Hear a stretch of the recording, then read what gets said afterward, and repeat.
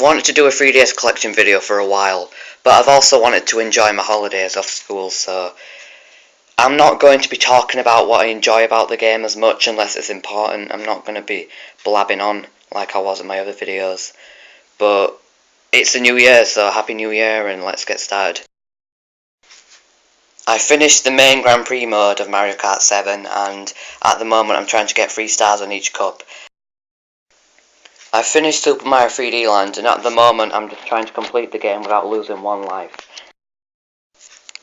I finished Ocarina of Time 3D and at the moment I don't really want to play it that much unless I'm trying to get more money in my wallet.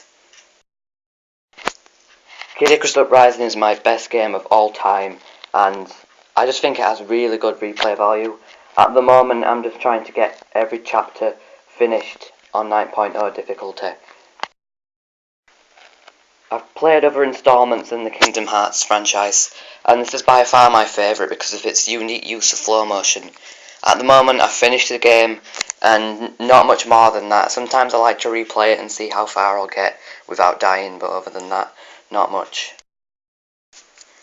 I finished this game. The storyline's too short, the game's too short, and I've lost the game, so I can't say much about it other than I finished it, and I'm trying to get S rank on each stage, but at the moment I can't do that because I've lost it, so. This is my first ever Rayman game, and one of my favourite games of all time. I've heard people saying that this is just a remake of Rayman 2, but I've never played Rayman 2 before prior to this, and I really enjoyed it. Grand Prix mode is a bitch, that's all. This is my favourite new Super Mario Bros. Game, and even though it got a lot of hate, I like it because if you just ignore the coins that you have to collect, it becomes fun anyway. Worst 3DS game that I've ever played, but I'm not going to rant about it. I'm just going to say that I needed a walkthrough for this a lot, and I haven't finished it yet. I'm on World 5-1. Most innovative 2D platformer of this era. Usually people make 2D platformers and that's it, but this one innovates it. It uses background mechanics. You can jump in between the foreground and stuff, so that's why I like this game. Haven't played much, but it's Shinobi. I'm alright with Shinobi, but I haven't finished it. I know that it's fun because I've played a little bit of it on the Sega Genesis and or Mega Drive. I played the original Lego Batman on both the DS and the PSP, and by far I think the PSP version is better. Because it has really good replay value, all the characters have unique abilities, but in this game it doesn't seem like you can fly around like you could in the original with other characters, so there's not much replay value. At least that's how far as I see it. I got hyped for this game and I finally got it. I went online, I got trolled, and then when I played the single player mode, to make matters worse, the difficulty ramped up so fast that I don't even know whether to play this again. I'll get round to it eventually, but when I'm not feeling impatient. This part of LEGO Pirates of the Caribbean takes out a lot of things that made the console version unique. For one thing, which is a huge problem for me, there's no underwater section in one of the chapters. Like in the console version they have an underwater section where you're underwater and the ship's flooding, but in this one that doesn't happen. And also, on the first level, when you go underneath the sea with those barrels, in this version you just swim underwater, it's not that fun. So overall, I got far on it, but it got to this annoying switch puzzle thing. I'm not sure what chapter or movie title it was, but I might play it again sometime. I really enjoyed the first installment in the series, and I think this one succeeds it immensely. I actually prefer this one over Mario Kart overall, like the entire series, because it just feels faster, and also, it just... Looking from some gameplay videos on the internet, this game is no different than the console versions. They really tried with this game, and I really appreciate that. My first Luigi's Mansion game, I haven't played the original obviously, but I understand the attractiveness with the series. I'm stuck on the third mansion in this game, so I haven't got that far. I was hyped for this game, and I could only afford the 3DS version. I didn't want to get a Wii U, nor did I plan on getting it at the time. But when I did get this game, the loading screens put me off a bit, and when I did finish the game, it wouldn't let me replay parts of the game that I enjoyed, so that let me down a bit. I sometimes like to speedrun it, but most of the time I fail. The computers in this game seem cheap because they just block your special moves all the time. So I haven't got that far on this game, but I have completed a few stories, like Bison's, Blanca's, Vega's, Chun-Li's, Ryu's, Ken's.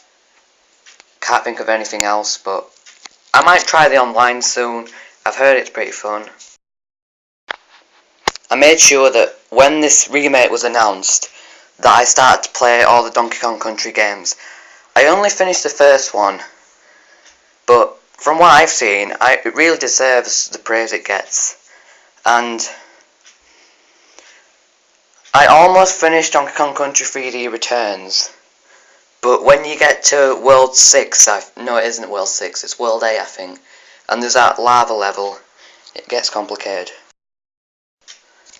Me and my friend have played the original Poker Mystery Dungeon game, and we don't really think any other games succeed it, and I don't think this one does either, but I've only played like one dungeon, so who am I to say that?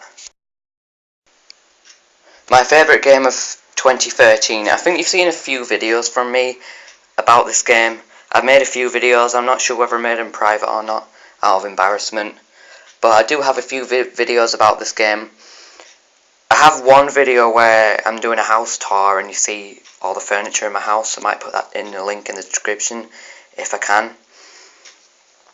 And yeah, I don't want to say why this is the best game of 2013 for me. I just guess I really like the Animal Crossing series, so it was a surprise for me because we had to wait for this game for about 5 years until it finally came out. And it's the most excited I've ever been for a 3DS game, which is saying a lot because most of the games I've got here I wasn't that excited about. I haven't finished this game, but I've played previous entries in the Mario & Luigi franchise. I've played Bowser's Inside Story and Superstar Saga on an emulator, but other than that, I haven't got that far in this game. I only got to about, I think I've got past the Pilo world. Yeah, that's all I can think of for this game. Massive fan of the Harvest Moon games, but can I just do this? Because both of these games feel the same. You start off just getting bugs for the entire duration of spring, and it gets really boring. You just have to catch fish and bugs all throughout spring to earn profit, which you didn't have to do in other Harvest Moon games. You can still farm, but you don't get much profit. And even worse is that in A Tale of Two Towns, you have to pick between animals and crops. I'd rather have both options, to be honest. Overall, I'd say I prefer A New Beginning, because it's something I was hyped for, and as for Tale of Two Towns, I heard it has glitches in the American part of it for the 3DS, and I was advised to get the DS version, but I've heard they fixed the glitches in the European release, and they have, because I've played a bit of it. I tried Star Fox 64 on an emulator before. I didn't see the appeal and I just dismissed it and said that I didn't like it. But when I got the 3DS version, I finished it, and yeah, it does deserve the hype. I understand why people say it's one of the best games of all time, if not the greatest. Only Pokemon game I finished, and my starter, if you're curious, is Froakie, and right now is Greninja. I finished the game and I'm trying to get Moltres and Mewtwo caught. But I don't really see the point in playing any more of this game because I finished it. That's all there is to it. Yes, I can catch more Pokemon, but it's just exhausting. I might have to just look up guides on the internet. I was disappointed when Sonic Generations came out for the 3DS because it just felt like Sonic Rush, and it felt like Sega didn't try at all because they were just recycling 2D things from Sonic Rush era. And I've always wanted a 3D Sonic game on the 3DS because I want something that pushed the system. This certainly did, but when you get past the first 2 levels, it gets really boring and the levels become harder and harder. And Supersonic as well, he's not indestructible like he is in Sonic 2 or Sonic 3, or any other Sonic game for that matter. When you, for example, touch a cactus in the Desert Ruin level, you can not break it. You don't break it, you just face it, that's all. You can't attack it just by walking into it. But with small enemies like motorbugs, you can. Now, I'm not sure Sega will watch this video or not, but I really like a Sonic game exclusively for the 3DS that focuses on elements like this, is 3D, and pushes the 3DS to its limits. This is the most fast-paced Zelda game I've ever played. At the moment I'm on the Desert Temple. I think that's what they call it, but I'm not sure because I can't find out how to destroy all those rocks that are everywhere in Lorule. So that's how far I am on this. These are my Christmas presents that I got yesterday, and I have to say I prefer Regular Show because I am a fan of the series. As for Doodle Jump, I've played the app one time and it didn't load the pixels properly, so it doesn't work with my phone, so I just decided to get the game. I didn't even know the game was out until I checked the eShop, and let's look at the box, shall we? It says, how high can you jump? Take the adventure of a lifetime on 3DS with exclusive new content. Right, I haven't played much of the app, but I think in this game what they've done is they've made each level different, and I think in the iPhone version, or whatever you want to call it, iOS version, you had to just play an endless mode, but it has both modes in this. You can correct me if I'm wrong, but don't be a dick about it. As for Regular Show, I'm a really big fan of the cartoon, and yes, I made a video before about Adventure Time and Regular Show going downhill, and I tried to catch up on them, but I just don't get excited for them as much as I did before. Let me just tell you that if you're going to dismiss this game as just another 2D platformer trying to fit in and be hip, then you're wrong really, because the music is a blend of Contra and Mega Man, while the gameplay is difficult because one hit, you're dead. One hit and you're dead. And you only get, well, you can have as many continues as you want, but you have to get certain items to get continues. It's complicated, but Mordecai can jump the highest and Rigby jumps the lowest.